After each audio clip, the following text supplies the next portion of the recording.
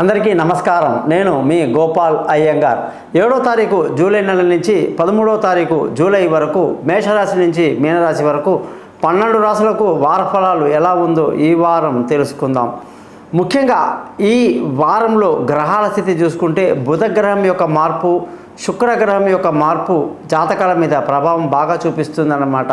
కాబట్టి 12 రాశులకి ఈ యొక్క మార్పుల వల్ల జరిగే ఫలితాలు ఎలా ఉంటాయి అనేది తెలుసుకుంటూ జ్యోతిషపరంగా మీకు ఎటువంటి సందేహాలు ఉన్నా కూడా మీరు నా యొక్క పైన ఇచ్చిన నెంబర్లో వాట్సాప్ చేయండి. మీ పేరు, డేటు, టైం కానీ పంపిస్తే మీ జాతకం మొత్తం రెడీ చేసి మీతో ఫోన్లో మాట్లాడి పరిహారాలు చెప్పి జాతకాన్ని మెయిల్ చేస్తాను.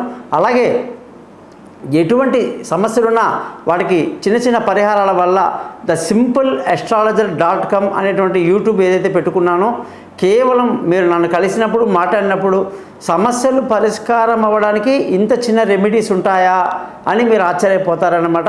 వాటి ఫలితాలు మీరు పొందిన తర్వాత 100 మందికి నా గురించి మీరు చెప్తారని కూడా నేను మీకు హామీ ఇస్తున్నా.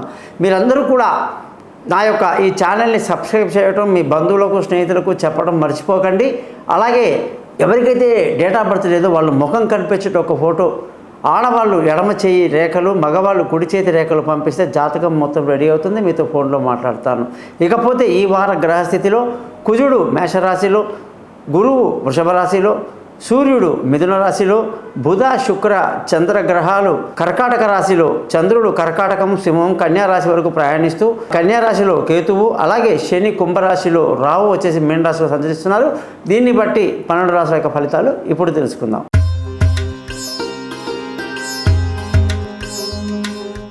మేషరాశి వాళ్ళందరికీ కూడా 7వ తారీఖు జూలై నుంచి 13 జూలై వరకు చూసుకుంటే కుజగ్రహం యొక్క స్థితి చాలా బాగుంది. మానసిక స్థితి బాగుంటుంది. మంచి ఆలోచనలతో, దృఢ సంకల్పంతో, పట్టుదలతో అన్ని పనులు కూడా పూర్తి చేసేటువంటి వారంగా ఈ వారాన్ని చెప్పాలి.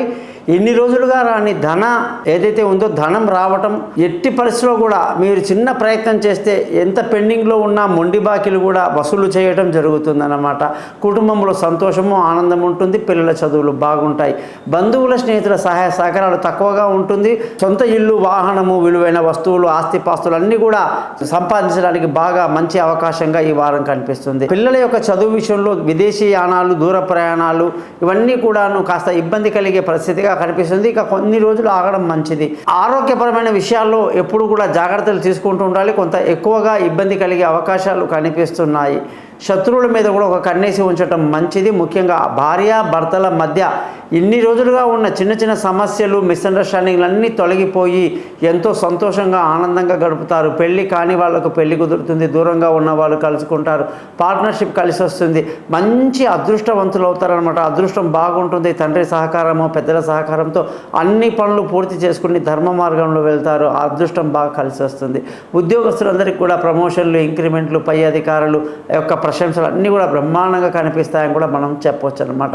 అలాగే వ్యాపారంలో చాలా ముందుకు దూసుకువెళ్తారు. మంచి లాభాలతో సంతోషంగా ఆనందంగా గడుపుతారు. ఖర్చుల విషయానికి వస్తే అధికంగా ఉండే అవకాశాలు ఉన్నాయి. అది కూడా మంచి పనుల కోసం ఖర్చులు మీరు అధికంగా చేస్తారని కూడా చెప్పవచ్చు అన్నమాట.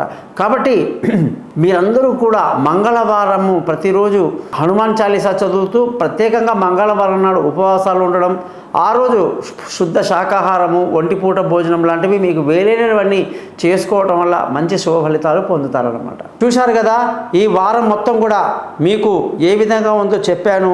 మీరందరూ కూడా ఈ వార ఫలాన్ని యాక్సెప్ట్ చేస్తూ బంధువులకు, స్నేహితులకు నా గురించి తెలియజేస్తూ మీ జాతకాలు తెలుసుకోవటానికి కోసం తప్పకుండా నాకు పైన ఇచ్చిన నెంబర్లో నన్ను కాంటాక్ట్ చేస్తారని ఆశిస్తూ మీ అందరికీ అనేక శుభాలు కలగాలని తెలియజేస్తూ thesimple.astrologer.comని సబ్స్క్రైబ్ చేస్తారని, మీ బంధువులకు తెలియజేస్తారని ఆశిస్తూ మీ నుంచి సెలవు తీసుకుంటున్నాను. సర్వే జన సుఖినో భవంతు.